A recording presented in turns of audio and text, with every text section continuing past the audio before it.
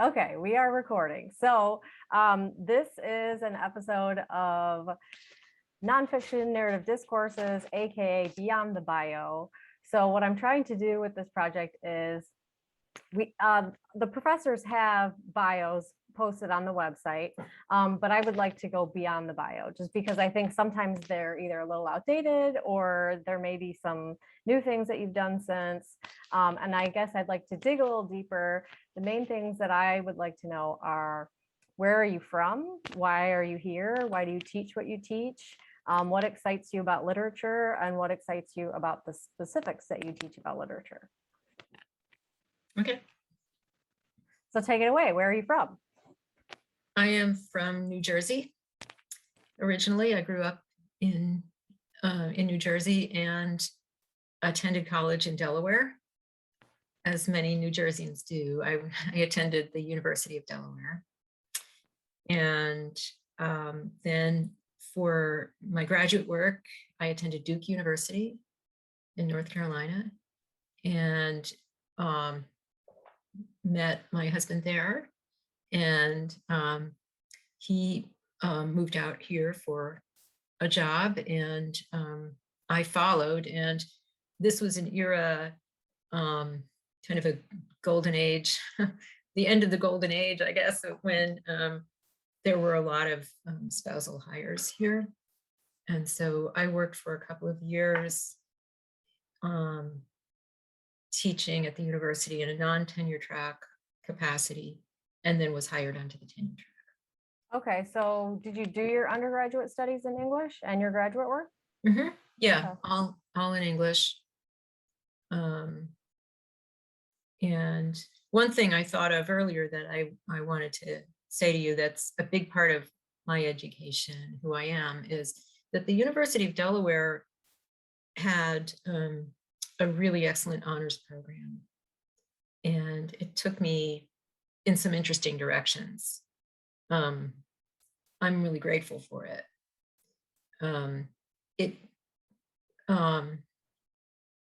You and I have talked about Virginia Woolf and what a huge influence she's been on my life and thinking. And it's not through the honors program at Delaware per se that I took that seminar on Virginia Woolf, but I did do an honors thesis on her novel called The Waves. And so, you know, that program and its configuration really formed that strand of my later research and study and teaching interests. And it gave me experience in a tutorial format. They required that you take 2 tutorials of no more than 3 students plus a professor. Oh, So wow. really intensive work. And those, I was trying to think back on the actual topics of those. I remember reading a lot of classical philosophy in those. Huh. And then there was a freshman aspect of the program too, where you took a colloquium class, it was called. And that one was, the one I took was called The American Dream of Success. And it sounds a little bit hackneyed, but actually the readings were very interesting and the discussions were very interesting. And so that fed, that kind of furthered an interest of mine from high school, which was American history. And I came really close to double majoring in history and English. Can you remember some of the things that you were reading then? In that freshman course? Yeah, we read, things that wouldn't necessarily surprise you, but that were really good. Like we viewed and or read The Grapes of Wrath and Citizen Kane. And we read one Horatio Alger story, one of those rags to riches, early 20th century stories. That was interesting. Death of a Salesman. I know we read an Edward Albee play. I can't remember which one. But that was a really good class, really interesting class. Yeah, I thought I'd mentioned that. Sometimes, I mean, it's a good example of how like a curricular setup, you don't think it's going to have that kind of a personal effect on your life, but it really did change. It just set up these sort of rivulets or these, tributaries of my education. Even though I haven't ended up in anything like those areas, they're still important to the way I think. Sure, I bet. Yeah. And so then your graduate work was in English literature. So what was your focus on during your graduate work? Well, I was certain on entering graduate school that I was going to pursue British modernism, including Virginia Woolf. I was as certain of that as of my own name, and it didn't end up happening. I took a couple of classes pertaining to that, and what I found instead was that the mentorship I was getting in courses in the 18th and 19th centuries was so much stronger, and for me, what I needed, and so I gravitated toward people whose teaching I liked and who got me excited about these new areas that I hadn't, really known as much about. I had a good grounding in 18th century satire, Gulliver's Travels, the works of Pope, and other John Gay and others from the 18th century. And so I was already fascinated by that, but that became a real focus for me of study for me in graduate school. And then also fiction, 18th and 19th century fiction. Okay. And then, so, and I still study those things today. Sure. Yeah. And so what we've got listed as your specialty is 18th century British literature. So yeah, you're definitely still deep in it. I did want to ask, I know this says that you've done seminars on Swift and Blake and eco-critical theory. So what does it take for you to prepare a seminar? Like when you know that you're going to be teaching a seminar, do you have carte blanche to kind of set it up however you want, or how does that work exactly? Well, you really do. I mean, that's the beauty of this sort of job. I mean, academic freedom is a cherished ideal at most research institutions, I think. And so, yes, not quite carte blanche, because sometimes I'm teaching the course under the auspices of like the Swift course and the Mary Shelley course were categorized as so-called pro seminars, meaning that they're courses designed to teach new PhD students the ropes of scholarly research, and a kind of that kind of level of argumentation and criticism and scholarship that we want. It's hard to know what that's like until you sort of jump into it, and you have someone telling you, well, this is, this part of your argument looks like something I would see like a college senior do. Well, this part of your argument looks like something I would see maybe a first-year master's student do. But this part of your argument, now you're cooking with gas. Now you're doing what we want at the PhD and professional level. So let's just kind of do more of that. Let's see if we can steer these other parts toward that. And so it's sort of like, in those cases, in the Swift and the Shelley courses, I was trying to set up the courses so that I would be giving those advanced graduate students exposure to those kinds of thinking. And I know in the Swift course, I was, most people have, by the time they reach graduate school, have probably read at least parts of Gulliver's Travels. But Swift had, and also A Modest Proposal. Those are the two things that people are likely to have read. Sure. But, part of my approach for that course in teaching PhD students was to say, there's Gulliver's Travels and there's non-Gulliver's Travels in Swift's career. And he's a really good case study in how the underlayment might inform the thing you know best, and vice versa. And the underlayment, the lesser known works by an author are often the places where you as a researcher have an entree to do more original work, because it's awfully hard to say something new about Gulliver's Travels. It's not impossible, but a lot has already been said on it. And for Mary Shelley, that text, of course, is Frankenstein. Sure. You know, it's very hard to create a space for yourself. And so, you know, a lot of people do it through other genres, you know, film adaptations or whatever it might be. And that's, you know, a way. And some people do it topically, you know, through, say, what Frankenstein says about the sciences and how it actually interacted with the state of the art of scientific discovery in its day. You know, some people may take a more, you know, an approach to it as an allegory of industrialization or something like that. I mean, there are ways to do it, but it's been so extensively written upon that for most people entering this field, it's good to acquire kind of a radar, have your antenna up for like opportunities that you might find in some of the lesser discussed works. Sure. So anyway, carte blanche, yes, but you know, I might be shaping the course for a particular purpose. Gotcha. Yeah. And so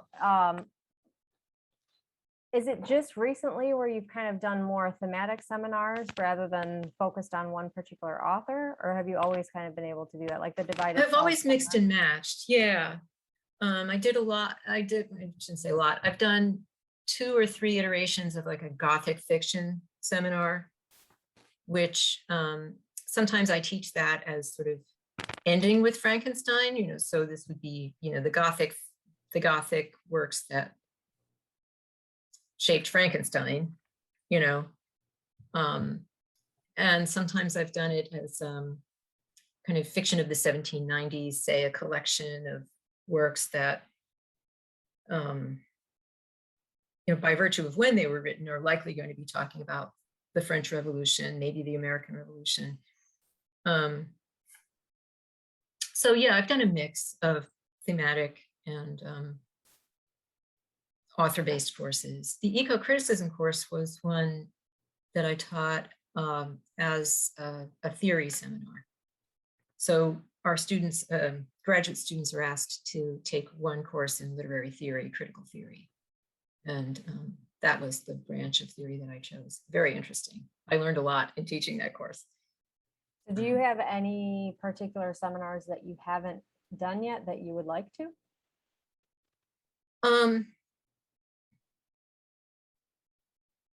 That's a really good question, because I'm about to teach another one in the spring and I don't quite know what it's going to be. I haven't really had a chance to think it through. I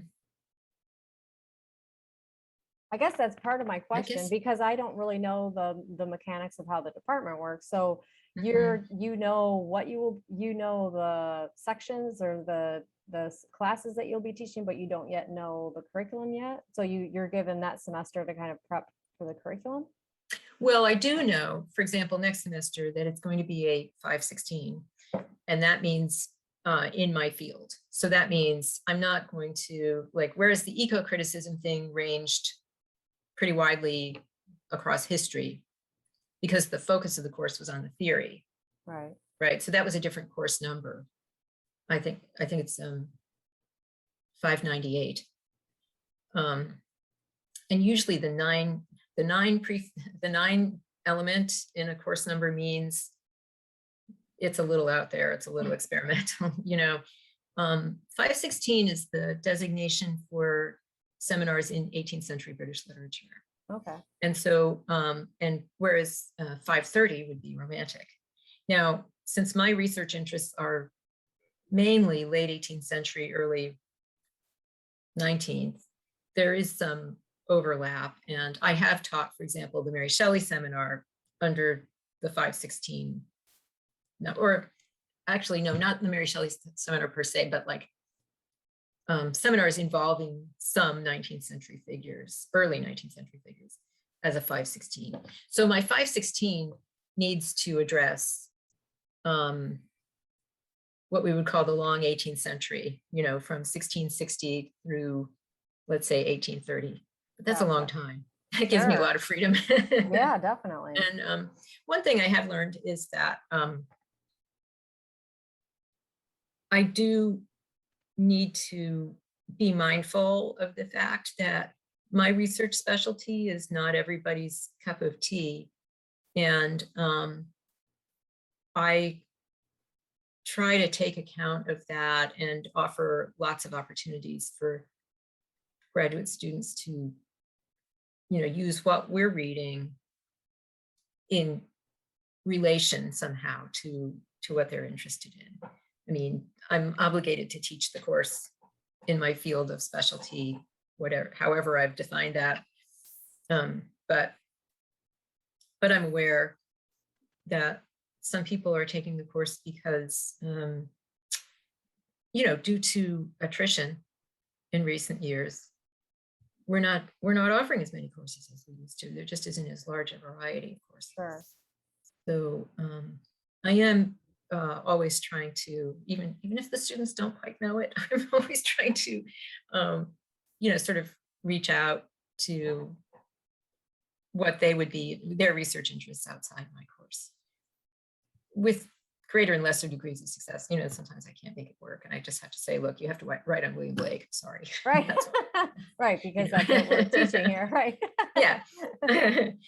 But do you find what difficulties do you find in teaching? I mean, I know there's probably a lot of administrative and bureaucratic difficulties, but just in terms of teaching itself, is there anything specific that you find like especially difficult? Do you mean across the board or just at the graduate level? Across the board. Or if there's differences, are there differences with undergraduate versus graduate? Well, I think this is mainly I see something I see at the undergraduate level, but occasionally I see at the graduate level.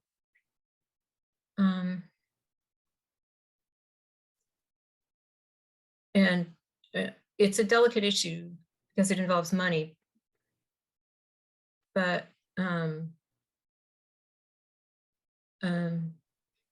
people don't always budget the money they need to buy the equipment they need for the course. And by equipment, I mean the books. Sure. And some of these books are quite expensive and unreasonably so. That's another thing I try to be mindful of when I create a course. Am I ordering too many books? Am I ordering too many books that are too expensive?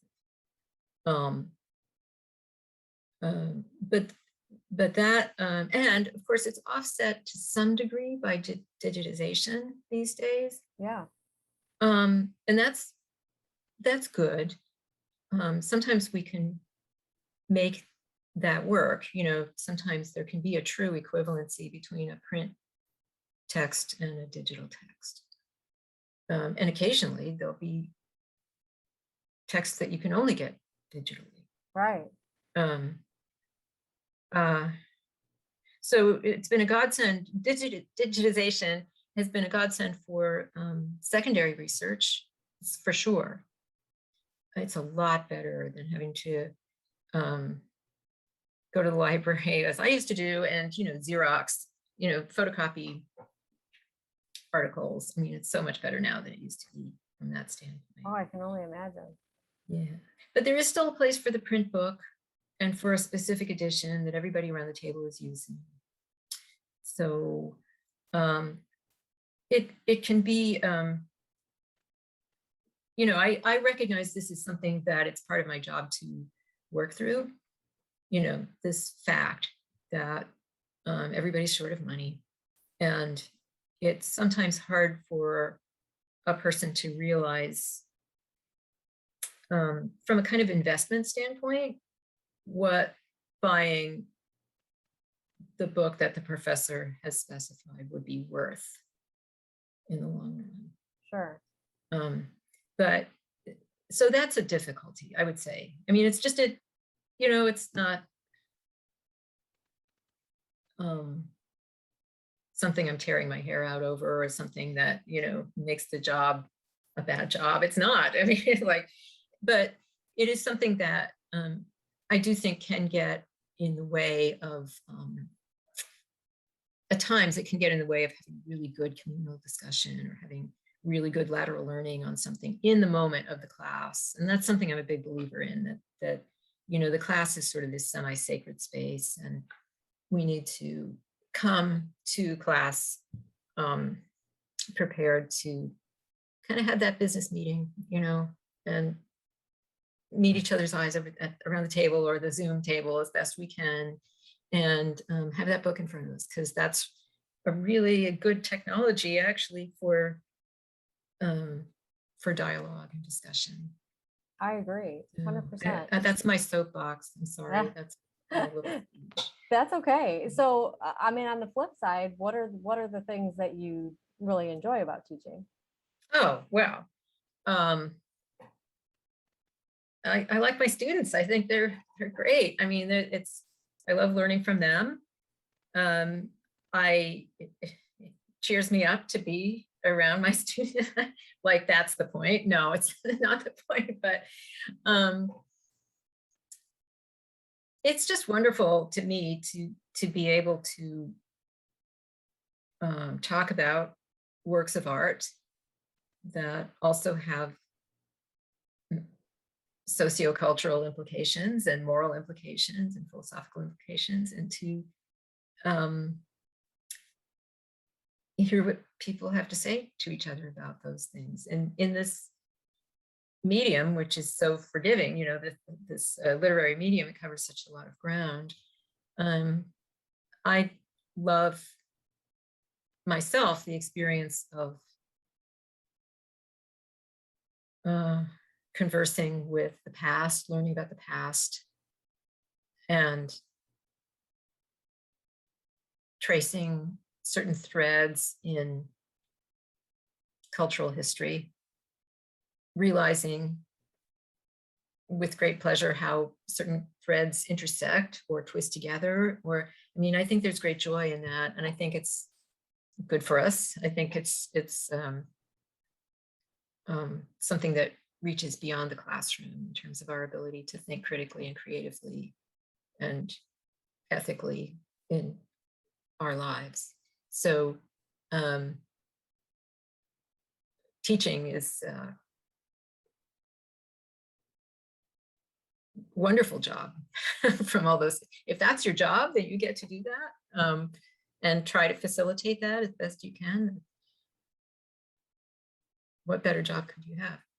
That's great. Yeah, I have to say, the discussion classes, like seminar type classes, are very interesting, and I can see where someone actually having read the text and being prepared to have a discussion is one of the hurdles. But once you are actually able to have those discussions, what's so interesting to me with those types of classroom settings is, I read a text and I absorb it from my point of view, and so I have whatever reaction I have to it, which is just innate, like, oh yeah, this character is like this, or this happened because of this. But then as you're having a discussion in a classroom setting, it's really neat to listen to other people's reactions to things that are completely different to how you react to a text.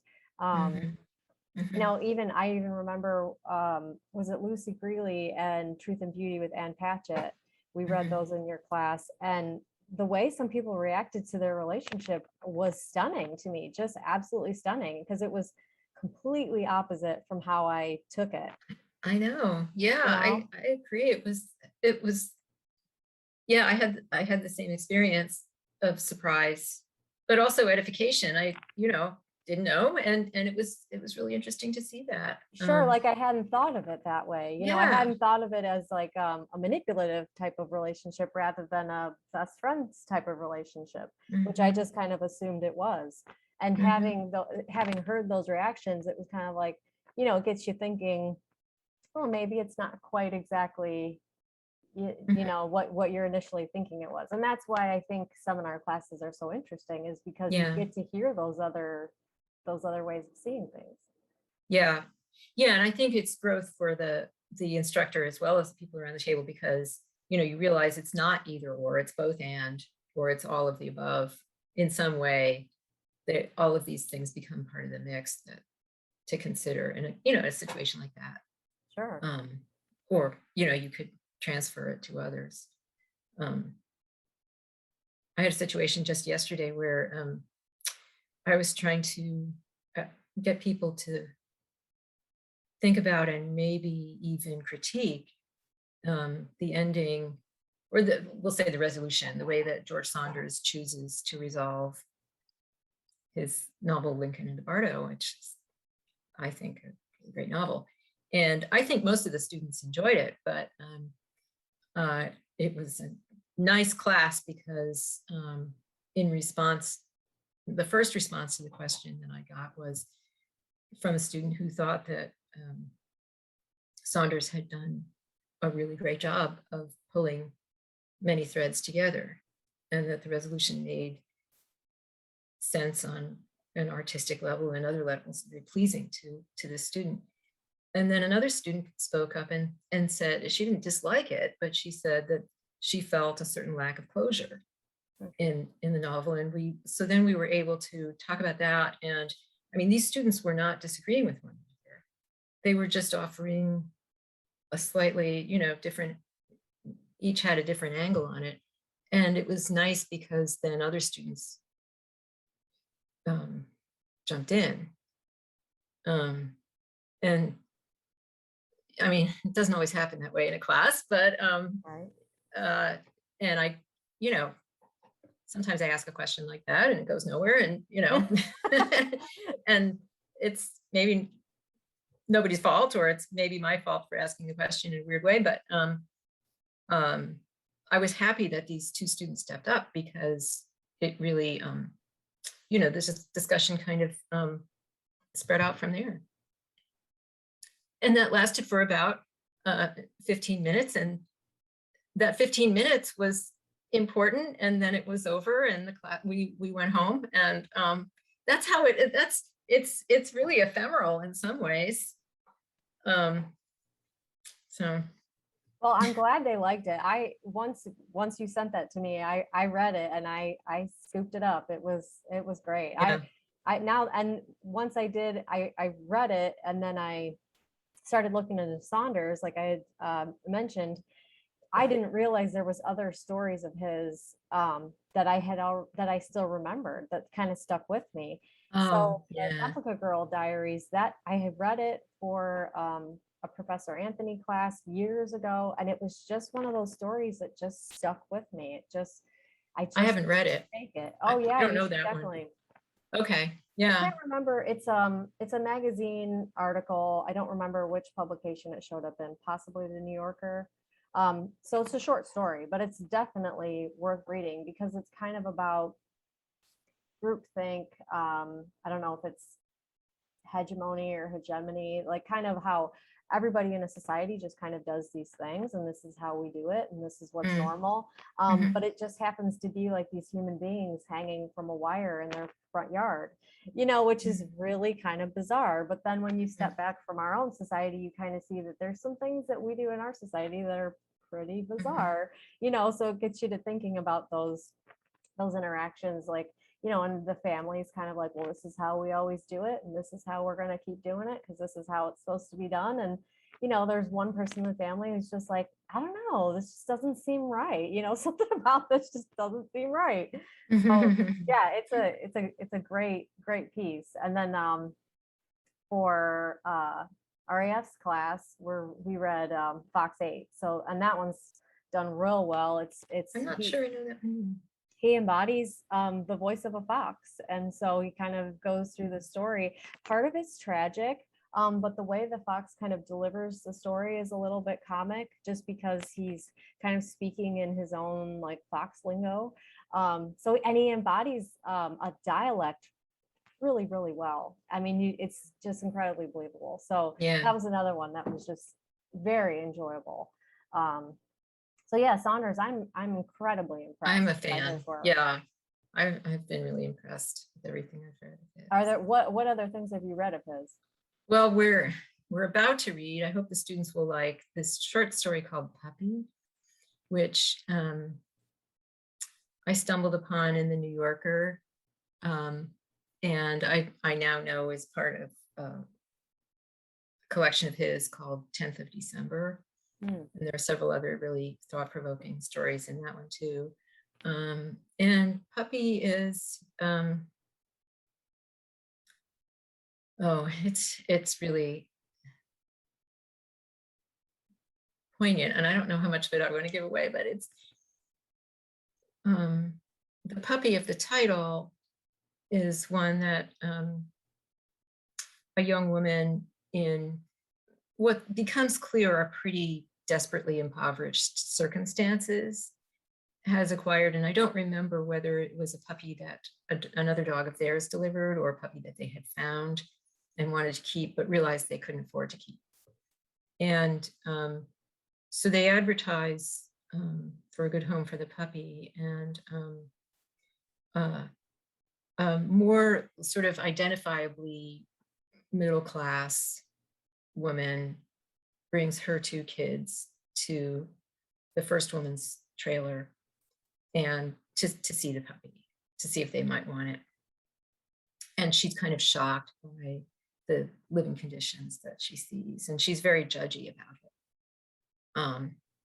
So there's a kind of aspect of, you kind of intuit that you're supposed to be rooting for the young woman who lives in the trailer, not the bourgeois woman. But then alongside that, the sort of concurrent plot is of the, and I can't remember her name, I think it might be Carrie, the woman who lives in the trailer. I'll call her Carrie, even though I'm not sure that's her right name. She and her husband have a few kids, but one of their kids is troubled somehow. We don't know quite how. He has maybe a developmental issue and runs away a lot. And he's young enough that he's not quite in school yet. He needs supervision all the time, but it's really hard to keep an eye on him. He has a way of slipping away, and they live right next to a highway. And she's really scared that he'll get killed. So she's rigged up a system in your yard to keep him safe. And she puts him on a leash, she like a dog, like you would a dog. And so the woman, the middle-class woman who comes to the house to check out the actual puppy dog, sees this in the backyard, sees the boy who's tied up. And he's not like tied up like this, but he is on a leash. I mean, he's tethered. And I think maybe around his ankle or something like that. And she is like shocked and appalled by that. And as she leaves the house without having taken the puppy, she is deciding whether or not to call DCFS. And but the complicating thing is that, I mean, the students that I discussed this with a couple of years ago could see that Carrie's situation is really a very difficult one, and she really loves this boy. And there's so I won't say what happens with the puppy or with the boy or with Carrie and her husband, because that's another subplot of this story. I mean, it's got so many layers to it. It's really interesting. But her love for her family and her effort to improvise a solution to the situation, I mean, it's really flawed. It's a really flawed solution. But like, it's sort of the best she can do at that moment. And so it raises some difficult questions, obviously. And that's what it's for. That's what that story is for. And so I'm going to invite my students to see if they can maybe build a bridge between that story and some of the issues that Lincoln and the Bardo raises. They might be able to, they might not be able to, they don't have to. That's just an option for their paper. Yeah, he definitely seems to be able to capture characters of any gender or socioeconomic situation. It seemed like that in the Lincoln story with the different ghosts. I mean, he just really, Mhm. those characters just seem so solid.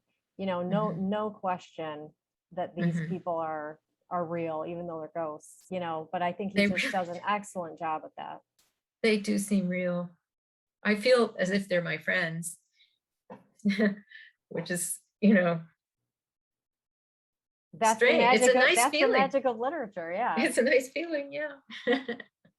Yeah. Okay, so I do have some questions about just writing in general. So kind of switching topics here, but so I have to apologize. I haven't read any of your academic articles. I'm assuming you've published. So Yeah. my question just kind of has to do with when did you start publishing academically? And just what is your approach to writing academically? I think you've taken a sabbatical or two, maybe to Mhm. set aside time to actually work and publish. Mhm. So how do you approach that type of writing? Well, let's see. I guess the way I started was by way of things I had studied in coursework in graduate school. And then that led me to, my own research project, my dissertation. And so my first few publications were adapted from pieces of my dissertation. Um, um, And so do you then submit that? Like, or do you rework it for publication and then just submit it and see, who's willing to accept it? mhm. Okay. Yeah, yeah.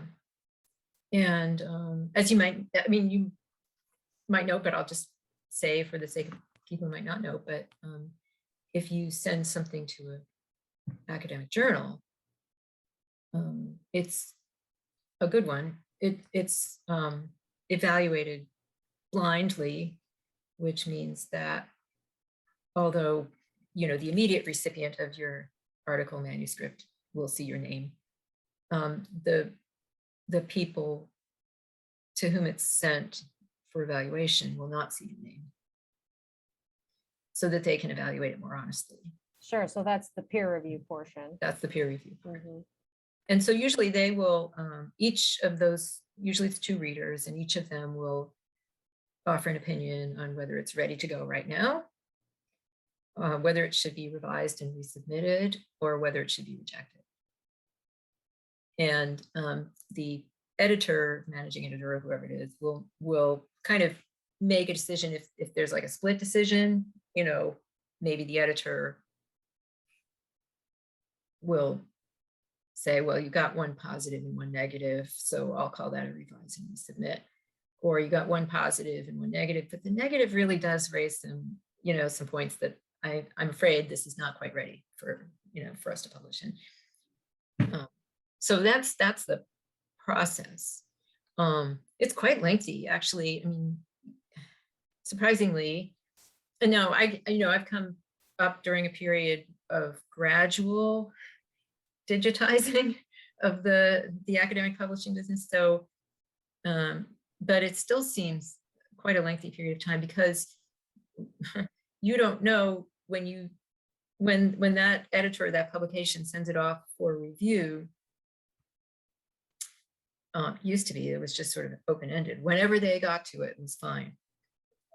That's not the case anymore. Usually they are asked, when I'm asked to read something for a journal, when I'm put in that position, I'm usually told, take no more than 6 weeks on this, or whatever. They want it back, and they should want it back, because Sure. sometimes people's careers are dependent on this sort of Yeah. decision. But anyway, yeah, that's sort of the general process. And so do you always have something in mind that you want to be writing about and submitting about? Like, is this something that's always kind of as well as teaching, you're always kind of trying to write an article and publish an article, and you're kind of going through that process as well at the same time? Yeah, I think that's fair to say. And part of that has to do with the review structure within a department, because it used to be every year, now it's every maybe couple of years. You undergo a merit review by your colleagues in the department.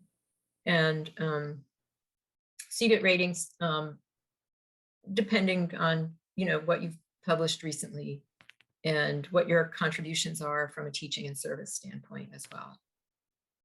So there is oversight of this. There, other people know what you're producing. And yeah, I mean, I'm always interested. I think teaching, teaching these seminars and teaching upper level courses in my field, 400 level courses, generates for me article ideas. I've been at work on a book for a long time, a single author study of a woman named Charlotte Smith, who was a feminist writer of poetry and prose from around the time of the French Revolution, 1790s is when she flourished. And so, a lot of my energy has been going toward that in recent years. And, it's been quite a long process. I've gotten derailed a few times, but I'm still working on it. But yeah, in terms of, I think your real question was about how do you get an idea for an article, or how, what kind of process is going through your mind in terms of having an article idea gel for you. And I think, when I look back at my sort of research notes and ideas, which I try to, write down and keep track of year by year, many of those ideas do come from the research that I do to prepare for a class. Okay. So, like, I generated a few research ideas on Blake and Swift, even though I'm not really a Blake or a Swift scholar, but I got interested in things because, of course, I had to do a lot of reading and prep to teach those classes. Gotcha. So when you have an idea for a book, or at least recently, so you have this idea for, did you say Charlotte Smith? So is this an idea that you were already kind of interested in, or did a publisher approach you and say, look, we'd like to see if you're interested in writing this? How did that process work? It's just something that you've been wanting to go after and write about? It came about from a few years worth of seminars where I taught some of Charlotte Smith's novels. And there was one seminar that I devoted entirely to her work.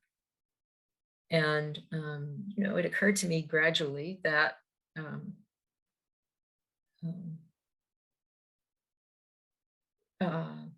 I thought I had things to say about her, and that it would be really fruitful to study her as a single figure at length. And so, yeah, I mean, that idea evolved for sure from teaching. And I did a couple of conference presentations on her work too. So. What type of time do you allow to yourself to kind of do like a lit review, where you want to just kind of absorb as much as you can? Are you kind of continuously doing that as you're writing? It's ongoing. I mean, she's this particular figure, Charlotte Smith, is one who you might call her a recovered figure. She's not, she wasn't considered a canonical figure until, I don't know, the 1990s, I'll say. So there had been some work done on her previous to that, but it was really kind of in the, maybe even the second wave of the new historicism or the, canon busting movement, that people became fascinated with her. And so there's a ton of work on her from the late 1980s and 1990s. And then I guess sort of the spigot slowed a little bit for a while, but people are still producing work on her.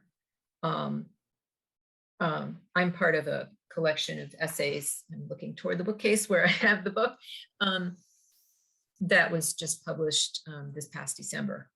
And so, people are actively presenting conference papers on her work and doing a lot of writing on her work. So it's something that I have to perpetually keep up.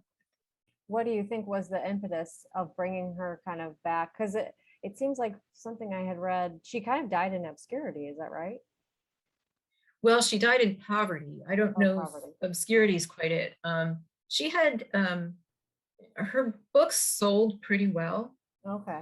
And she achieved some degree of fame and respect in her own lifetime as a poet too. One thing that she was able to do, this was fortunate for her. Well, I mean, you have to know that she had like a ton of kids. I can never quite remember the exact number of kids she had, but it was like over 10 children. Oh boy. And she separated from her husband. She couldn't get a divorce from him, but they lived apart. And he was no good. And she was the breadwinner for her family. And she literally, wrote to keep a roof over their heads. One thing that she was able to do over a number of years was to parlay an edition of sonnets. She was quite a good sonnet writer. And that collection, she managed to get reissued several times, kind of revised and expanded. So she sort of kept adding to it, and there kept being a market for it. So that was helpful to her. It didn't exactly pay all the bills, but then also she wrote these novels, which people enjoyed at the time. I don't think she got quite the respect or the cachet from those novels as from the poetry in her era. She didn't just write sonnets, she wrote in other formats as well. And she's quite a good poet. She's now gaining real respect as a romantic poet. Has been for the past 25 years or so.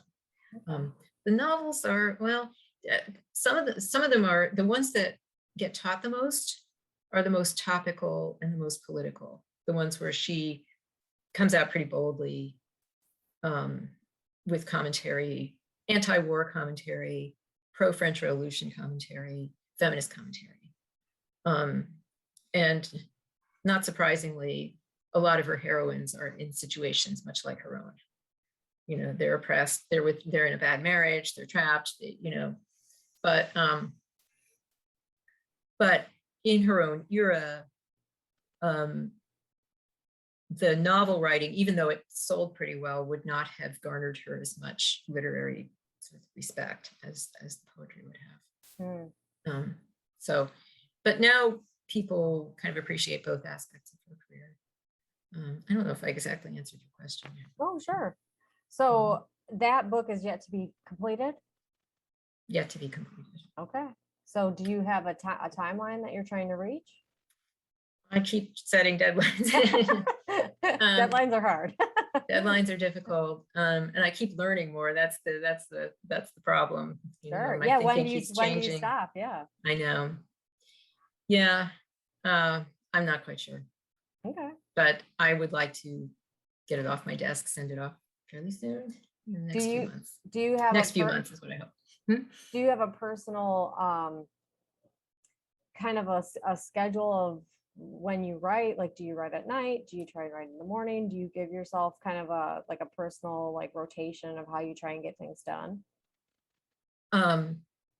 I try to, on non-teaching days, I try to set aside, times that I know I'm, sharp and that I won't be interrupted. But it's hard to, if you have any kind of family responsibilities, it can be hard to set up multiple days like that in a row, where you Yeah. sort of build the momentum that you need. And it really is all about momentum, and it's about not falling off the horse. And there have been times in recent years when, you know, family obligations were simply non-negotiable, and I had an enforced absence from my academic work. I think this is something that people don't talk about a whole lot, but I bet a lot of people have experienced it. You know, Oh, it's yeah. not just me. You know, it's you know, it's just life. And um,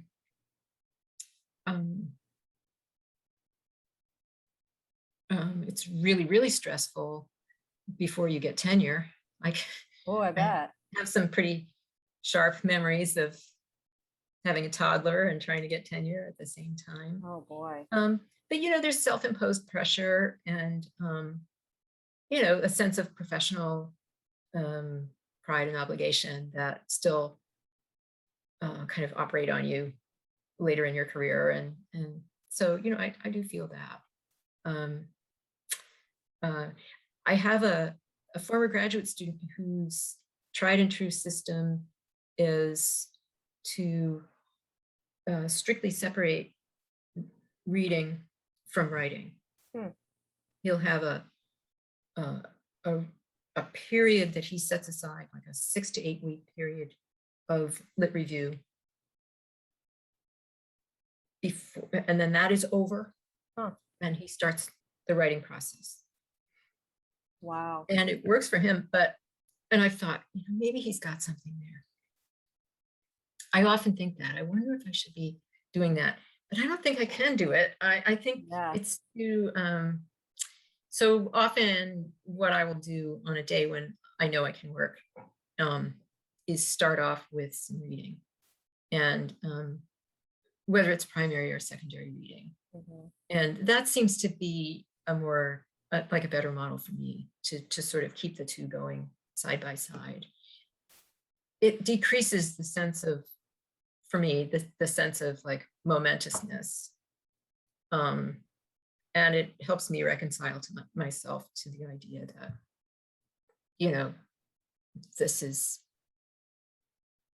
a process. I'm not going to get it all done today. Sure. So, so what is your editorial process? And this is a question, I mean, I'm always kind of curious about writers' methods. You know, some people, you know, have a certain chair. Some people have a, you know, I don't know, they drink a certain drink when they're writing, or so, you know, just different methods that people have. But I'm also very curious in editorial process. Are you editing yourself as much as you possibly can before you're presenting it to a publisher? Do you have a spouse or a colleague that you bounce things off of before you present? You know, I mean, just, I'm very curious about how you self-edit before you kind of present to a publisher. Well, I do a lot of self-editing before I go to my main editorial colleague, who is my spouse because he's in the same field that I am.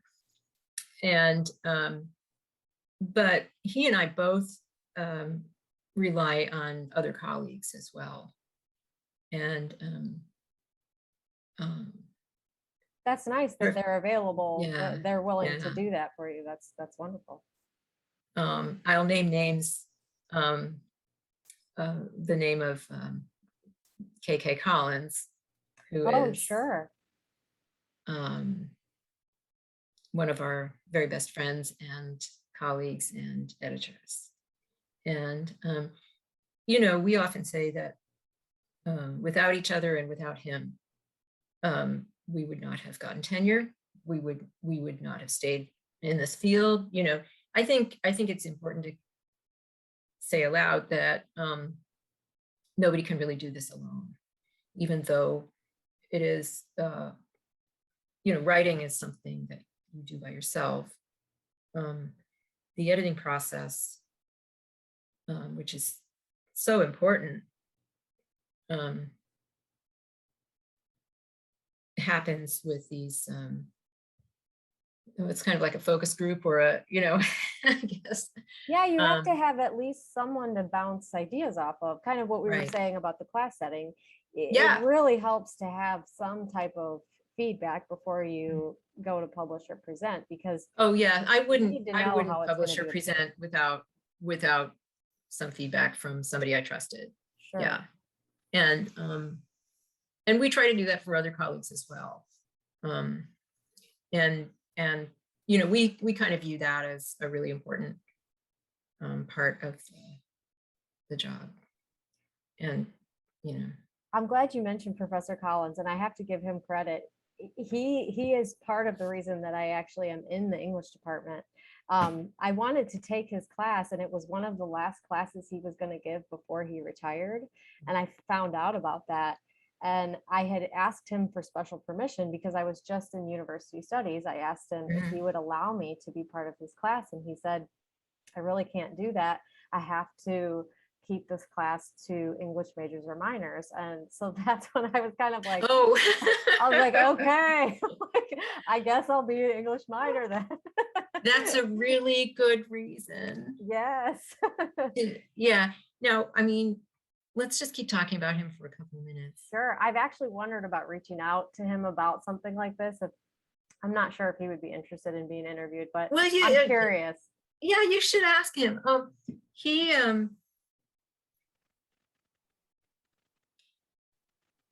is such a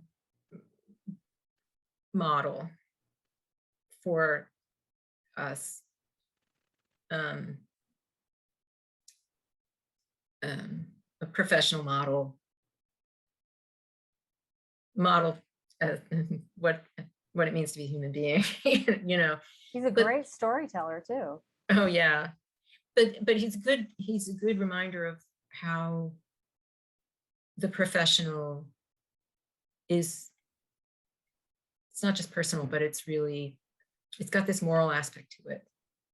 He's a moral reader, which sounds really strange, but like he's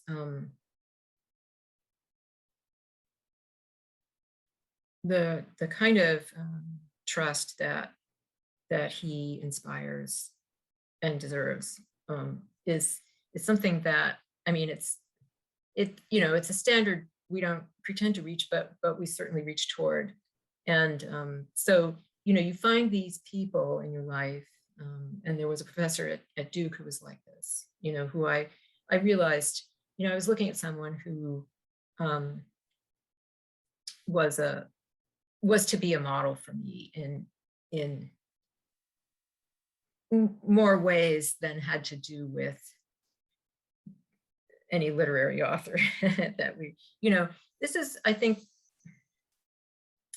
I don't know, from the other end, when I'm talking to undergraduates about what they might do after college, the question operates sort of in reverse. It's like not so much about what is the name of your major or what is the name of a job that you would apply to, but like, what kind of person do you want to be, and or are you, and what kind of what kinds of career could offer you growth opportunities that have to do with you as a person.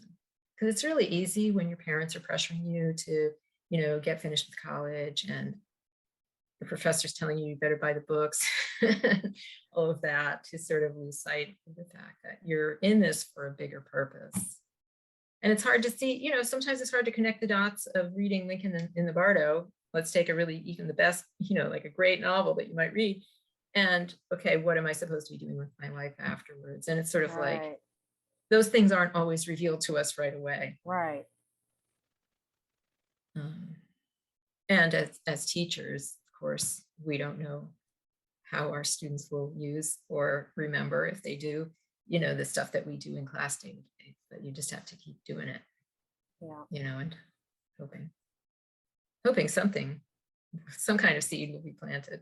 Definitely. Well, I can definitely say that seeds were planted in the classes that I took with you. So I want well, thank you. I want to say thank you. Yes, definitely. Definitely reading Virginia Woolf. That was, like I said, it was synchronicity for me that we were reading Virginia Woolf, The Waves, and then I read a room of one's own, and this was being made, and Yeah. it just felt right. And reading, and then I continued to read some other works of hers, and Good. it's just amazing. Yeah, I love it.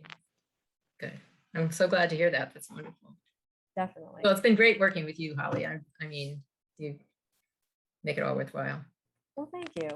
I will go ahead and stop the recording here in just a minute. I want to thank you for your time. Oh, you're quite I welcome. appreciate you indulging me. My pleasure. It's fine. Eventually, this will be streamed, and I'll let you know about that. If you're interested, it will be up on Twitch, which is a streaming service, which will then also eventually be uploaded to YouTube. So I will let you know about that. But if you are you willing, if anyone has any questions about upcoming classes, are you willing to have people email you with questions? Oh, sure. Okay. Yeah. At your SIU email? Yes. Okay. Well, unless there's anything else that you have, I'll go ahead and stop recording. Okay. And then, like I said, we will, I'll put this up, and we'll get it streamed here, hopefully in a few weeks. Okay. Thanks, Okay. Holly. Hang on one second. I'll stop.